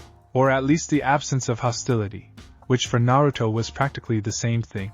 They made their way through the early morning streets toward Kushina's apartment. Most of the village was still asleep, but those who were awake stared openly at the odd pair. Naruto ignored them. He had more important things to think about, like the hot bath he'd been fantasizing about for the past 3 days. First, you clean, Kushina said as they entered the apartment. Then you eat proper meal. Then you rest. This afternoon, we perform marking ceremony. Tonight you meet with your team for their test. Tomorrow, real training schedule begins. What's Kakashi-sensei's test going to be like? Naruto asked as he headed straight for the bathroom. Unknown. But likely designed to test teamwork and thinking rather than just fighting ability. Your Hokage chooses Jonin instructors carefully. They are teachers first, warriors second. He will push you to grow, not just to fight. Be ready for anything. The hot bath was every bit as glorious as Naruto had imagined. He soaked until his fingers pruned, washing away 3 days of dirt, sweat, and mountain rain. When he finally emerged, he found fresh clothes laid out, not his usual orange jumpsuit but something different. Black pants, a dark blue shirt, and a jacket that looked like a hybrid between ninja gear and something more tactical. What's this? He called out. New clothes. Your orange jumpsuit is loud. Impractical for actual shinobi work. These are better. Allow movement, provide some protection, don't announce your presence to everyone within a mile. Kushina appeared in the doorway. You are warrior now. Dress like one. Naruto put on the new outfit and looked at himself in the mirror. He looked different. Older somehow. More serious. The headband on his forehead gleamed, and for the first time, he actually looked like a real ninja. I look cool, he admitted. You look capable. Different thing. Cool is vanity. Capable is reality. Focus on reality. Breakfast was another of Kushina's alien ninja fusion meals, eggs and rice, but seasoned with spices that made his mouth tingle pleasantly, along with some kind of protein bar that tasted surprisingly good and apparently contained enough nutrients to fuel a full day of training. Tell me about the marking ceremony, Naruto said as he ate. What exactly happens? Kushina sat across from him, her massive form somehow fitting into the normal-sized chair. Marking ceremony is formal declaration of clan apprenticeship. Among my people, it is important ritual. I will use traditional tools to inscribe Dark Blade clan symbol onto your shoulder. The process is painful. But pain is part of meaning, shows commitment, shows willingness to endure for honor of being claimed. How painful are we talking? Naruto asked nervously. Very. But you have endured worse. And pain is temporary. Mark is permanent. Symbol of your place in clan hierarchy, of my claim on you, of protection you receive. Any Yautja who sees this mark will know, you are under Dark Blade protection. To harm you is to challenge entire clan. Is powerful thing, little warrior. Will other Yautja come to earth? To challenge you or me? Perhaps. My clan knows I am here, that I have made claim. Some approve, some disapprove. Eventually, some may come to judge for themselves, see if human truly has worth, or if I have been foolish. When they come, you must be ready. Must prove yourself worthy not just to me, but to them. That is why training is so important. Naruto absorbed this, the weight of it settling on his shoulders. He wasn't just training to be a ninja anymore. He was training to represent an entire alien clan's judgment. No pressure at all. After breakfast, Kushina began preparing for the ceremony. She pulled out equipment Naruto had never seen before, a device that looked like a tattoo gun but made of that same iridescent metal as his hunting knife, small containers of what appeared to be luminescent ink, and various ceremonial items including what looked like a small brazier. We perform ceremony in private, Kushina explained. Is personal moment between mentor and apprentice. Later you may show mark to others if you choose, but ceremony itself is sacred. Only we witness. She lit the brazier, and strange-smelling smoke began to fill the room, not unpleasant, but sharp and oddly clarifying. Naruto felt his senses sharpen, his mind becoming more focused. Ceremonial incense helps with pain, keeps mind clear, allows body to accept mark more easily. Breathe deeply. Let it work. As Naruto breathed in the smoke, Kushina began to speak in her own language, a series of clicks, trills, and guttural sounds that seemed to resonate in his chest. It was strange but not frightening. If anything, it felt ancient, important, like he was witnessing something that had been done for thousands of years across countless worlds. Remove shirt. Sit. Naruto did as instructed, sitting cross-legged on the floor while Kushina prepared the marking device. She knelt beside him, her clawed hand gentle on his shoulder, positioning him correctly. Dark Blade clan symbol represents 3 things, she explained, showing him a design on a small tablet. Strength of hunter, wisdom of elder, honor of warrior. 3 blades crossing at center point, surrounded by circle of clan unity. When you bear this mark, you carry these responsibilities. You must strive for strength, seek wisdom, maintain honor, remain loyal to clan. Do you accept these responsibilities? I do, Naruto said, his voice steady despite his nervousness. Then we begin. Do not move. Pain is part of process. Endure. The first touch of the marking device felt like a line of fire being drawn across his shoulder. Naruto's jaw clenched, his hands balled into fists, but he didn't move. He'd survived 3 days in the wilderness. He could survive this. Kushina worked with careful precision, her massive hands surprisingly delicate as she inscribed the design. She continued speaking in her language, what Naruto assumed was some kind of ritual prayer or blessing. The pain was intense but not unbearable. It felt purposeful, meaningful, like each line of fire was writing a promise into his skin. Time seemed to blur. The incense smoke, the pain, the rhythmic clicking of Kushina's voice all merged into a strange, meditative state. Naruto found himself thinking about what he wanted to be, who he wanted to become. Not just Hokage, though that was still his dream, but what kind of person he wanted to be, strong enough to protect others, wise enough to make good decisions, honorable enough to be trusted. It is done, Naruto blinked, coming back to full awareness. He looked down at his shoulder and gasped. The tattoo was there, intricate and beautiful, 3 stylized blades crossing at the center, surrounded by a perfect circle. But the ink, it seemed to shimmer, catching the light in ways that normal tattoos didn't. Some lines glowed faintly blue, others seemed almost to move under his skin. The ink contains trace amounts of Yautja bioluminescent compounds, Kushina explained. In darkness or when you channel chakra through it, it will glow, serves as identification and as reminder of your commitment. How do you feel? Like I'm carrying something important, Naruto said honestly. Something that matters. Good. Because you are. Kushina placed her hand over the fresh mark, her palm covering it completely.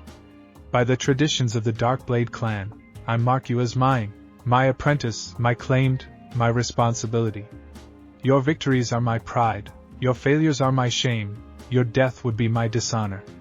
I bind myself to your growth and your future. This I swear. The formality of it, the weight of the words, made Naruto's throat tighten with emotion. I don't know what to say. Say nothing. Show through action. That is warrior's way. Kushina applied some kind of healing salve to the fresh tattoo, and immediately the burning pain began to fade. Mark will be sensitive for a few days, but will heal quickly.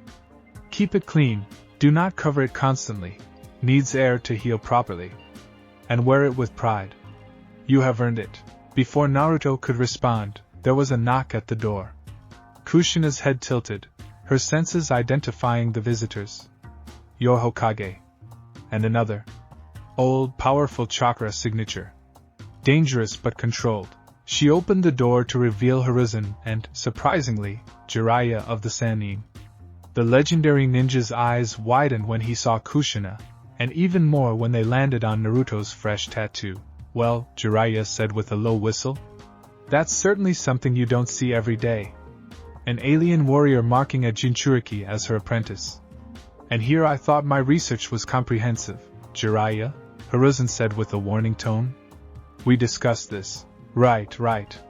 Professional visit. Got it. Jiraiya turned to Naruto with a more serious expression. Kid, I'm one of the people who helped seal the 9 tails inside you. I'm also your godfather, though I've been a terrible one by being absent most of your life. That's something I need to apologize for. Naruto stared. Godfather? I have a godfather? Why didn't anyone tell me? Because I asked them not to, Jiraiya admitted. I thought you'd be safer if people didn't know about your connection to me or your parents. I thought I was protecting you. But I was wrong.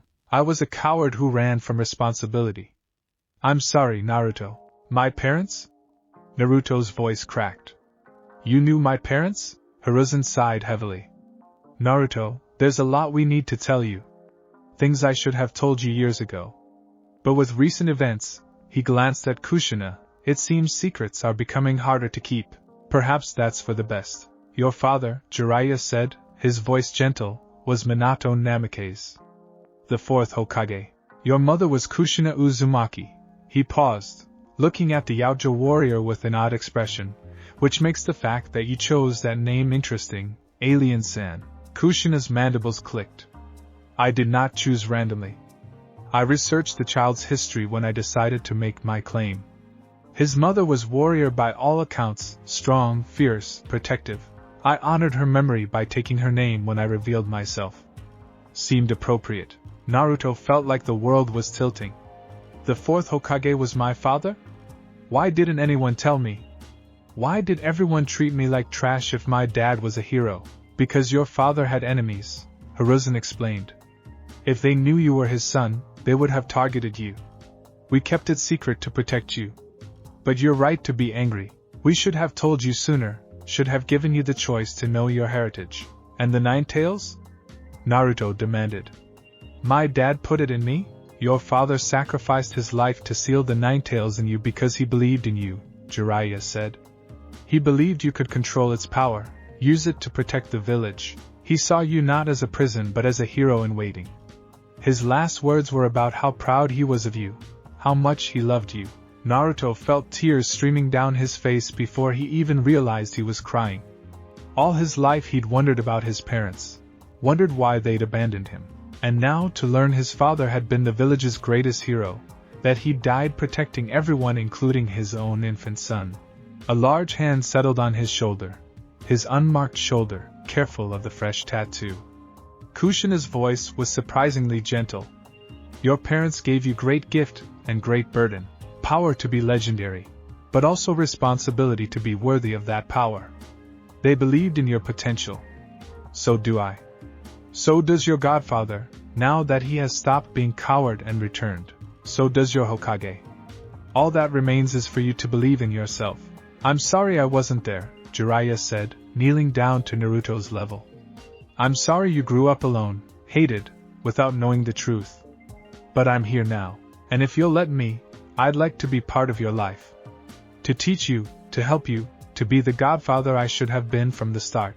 I already have a teacher, Naruto said, gesturing to Kushina, and I have no problem with that, Jiraiya said quickly.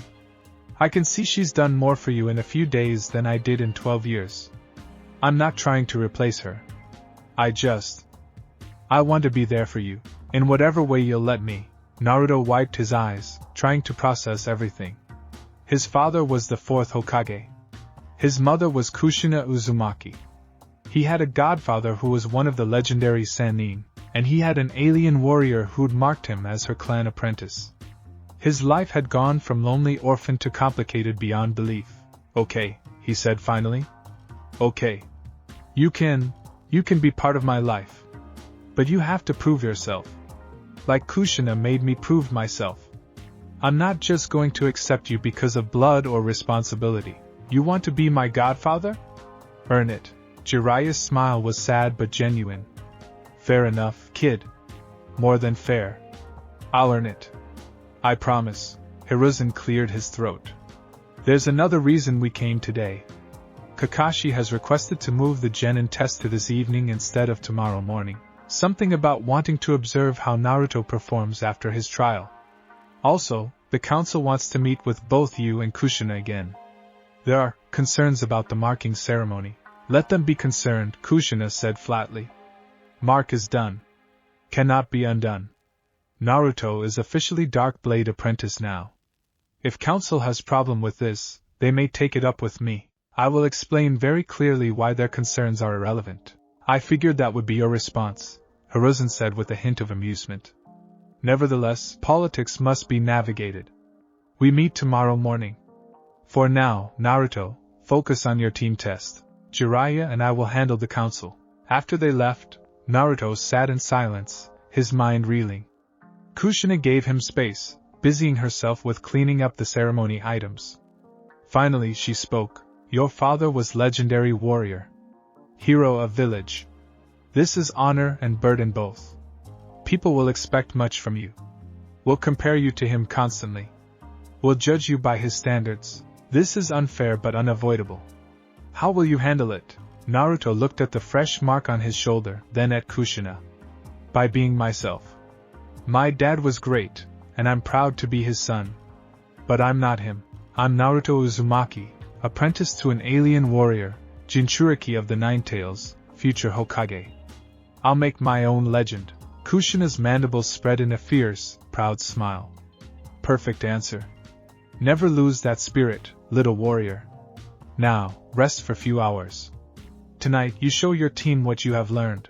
Tomorrow, we face council and begin advanced training. The easy part is over. Real challenges begin now. Training Ground 3 at sunset looked different somehow. Maybe it was Naruto's changed perspective after 3 days in the wilderness. Or maybe it was the knowledge that his father, the fourth Hokage, had probably trained in places like this. Either way, he felt different approaching it. Sasuke and Sakura were already there, looking tired and annoyed. Apparently, Kakashi had made them wait all day again. Nice of you to show up, dead last, Sasuke said, but there was less venom in it than usual. His eyes fixed on Naruto's new clothes and the fresh tattoo visible on his shoulder. What's that? Clan mark, Naruto said simply. Shows I'm apprentice to Kushina's clan. Also, I'm not dead last anymore. I'm a genin, remember? Got promoted early. Through cheating, Sakura muttered, though she too was staring at the tattoo. What does it mean? It means I'm under the protection of an alien warrior clan that's been hunting across the stars for thousands of years. It means I've proven myself worthy through survival trials. It means... Naruto paused, realizing he was being defensive. It means I'm serious about becoming strong. Really strong. Before anyone could respond, Kakashi appeared in his signature swirl of leaves. Yo. Nice to see you all here. Naruto, I heard about your trial. Congratulations on surviving. Thanks, sensei. Now then, let's talk about your real test. Kakashi pulled out 2 small bells attached to strings. Your mission is simple. Take these bells from me before noon tomorrow. Those who fail to get a bell will be sent back to the academy. But there's only 2 bells. Sakura protested. Correct. Which means at least one of you will fail. Possibly all of you. Kakashi's visible eye crinkled. This is a test of your abilities, your creativity, and most importantly, your ability to work together. Begin. He vanished in a blur of movement. Naruto's instincts, honed by 3 days of survival and constant sensory training with Kushina, kicked in immediately. He dove to the side just as kunai embedded themselves in the ground where he'd been standing. Scatter! He called out. Don't group up. He'll take us all at once. To his surprise, both Sasuke and Sakura actually listened, spreading out into the training ground. Naruto activated his new favorite technique. Shadow Clone Jutsu. 20 copies of Naruto appeared, immediately fanning out to search for Kakashi. It was a trick Kushina had taught him. Use overwhelming numbers to flush out hidden enemies. From the trees, Kakashi watched with genuine interest. The boy was different. More focused, more tactical. The survival trial had clearly had an impact. And that tattoo. Kakashi had heard about the marking ceremony, but seeing it in person was something else. The kid was serious about this alien mentorship. Time to test just how much he'd learned. Kakashi engaged the shadow clones, dispelling them efficiently while keeping track of the real Naruto and the other 2 genin. Sasuke was attempting to flank him, predictable but competent. Sakura was hanging back, analyzing, smart but passive. And Naruto. Naruto was doing something interesting. He wasn't just throwing clones at the problem. He was using them to communicate, to coordinate. One clone would spot Kakashi and deliberately let itself be seen, drawing attention while others tried to maneuver into position. It wasn't perfect, but it showed tactical thinking. The test continued through the evening and into the night. Kakashi found himself actually having to pay attention, which was more than he'd expected from fresh genin. They made mistakes, plenty of them, but they were learning from each encounter, adapting their strategy. As midnight approached, Kakashi called a halt. Alright, that's enough. Let's talk. The 3 genin gathered, exhausted and dirty but still standing. Naruto's new clothes were torn in places, Sasuke had a bruise forming on his cheek, and Sakura looked ready to collapse. You all failed to get the bells, Kakashi said. Do you know why? We weren't strong enough, Sasuke said through gritted teeth. Wrong. You weren't working together enough. This test isn't about individual strength, it's about teamwork. Naruto, you were closest to understanding this. Your clones were trying to coordinate, and near the end, you actually attempted to work with Sasuke on a pincer attack. But you're still thinking like 3 individuals rather than one team. He held up the bells. In the shinobi world, those who break the rules are trash. But those who abandon their comrades are worse than trash. This test is designed to make you choose between competing with each other and working together. Those who choose competition over cooperation aren't ready to be shinobi. So we all fail? Sakura asked quietly. No. You all pass. 3 stunned faces stared at him. You pass because despite the competition, despite your various issues with each other, you never actually tried to sabotage each other. You helped when you could, warned each other of dangers, and by the end, you were starting to think as a unit. That's potential. That's what I'm looking for. Kakashi's eye crinkled in a smile. Congratulations. You're officially Team 7. Naruto felt relief wash over him, followed quickly by exhaustion. It had been a very long day, hell, a very long week. He'd gone from academy failure to Jonin to clan apprentice to team member in less than 7 days. His whole world had been turned upside down. Get some rest, Kakashi instructed. We meet here in 3 days for our first official mission. Dismissed. As they left the training ground, Sasuke fell into step beside Naruto. That thing you did with the clones, coordinating them, that was smart. Thanks, Naruto said, surprised by the almost compliment. Don't let it go to your head. You're still an idiot. But... Sasuke paused, clearly struggling with the words, maybe you're a useful idiot. The team thing. I guess it matters. Wow, Sasuke actually acknowledged someone else's existence, Sakura said with genuine shock. Did hell freeze over? Shut up, Sakura. But there was less hostility in the exchange than before. They were a team now. A dysfunctional, barely held together team, but a team nonetheless. Naruto made his way back to Kushina's apartment, his body aching and his mind full of everything that had happened. He found her waiting on the balcony, her biomask off, staring up at the stars. You passed, she said without looking at him. It wasn't a question. Yeah. We're officially Team 7 now. Good. Team experience is valuable. We'll teach you things I cannot, how to trust others, how to function in group, how to be part of something larger than yourself. These are important lessons for warrior. Naruto joined her at the railing, following her gaze to the sky. Are you looking at your home? Up there somewhere? Yes. My clan's territory is in different star system, many light years from here. I have not seen home in 12 years. Sometimes I wonder what they are doing, if they remember me, if they approve of my choices. Her mandibles clicked softly. But then I look at you, at what you are becoming, and I know I made right choice. This is where I am meant to be. At least for now. Do you ever regret it? Staying here, claiming me, giving up everything you had? Kushina was silent for a long moment. Regret is useless emotion.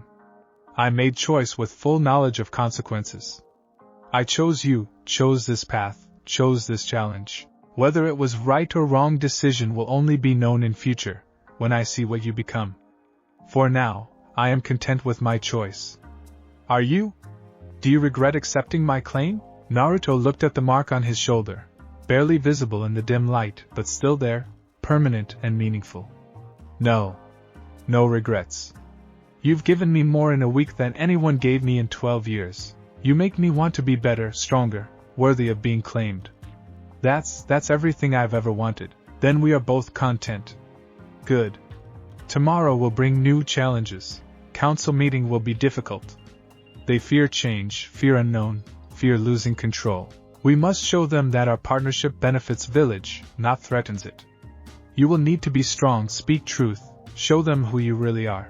I can do that, Naruto said with more confidence than he felt. I know you can. That is why you are mine. Kushina stood, her full height towering over him even on the balcony. Now sleep. Tomorrow, we face politics. Then real training begins. You have survived wilderness, now you must survive bureaucracy. Which is more dangerous depends on the day. Naruto laughed despite his exhaustion. You're probably right about that.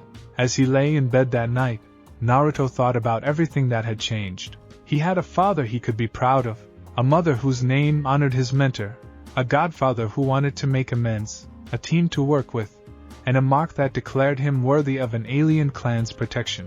More than that, he had purpose. Direction. Someone who believed in him not because of prophecy or responsibility, but because she'd watched him grow and saw something worth cultivating. He touched the mark on his shoulder, feeling the slight warmth of healing skin, and smiled.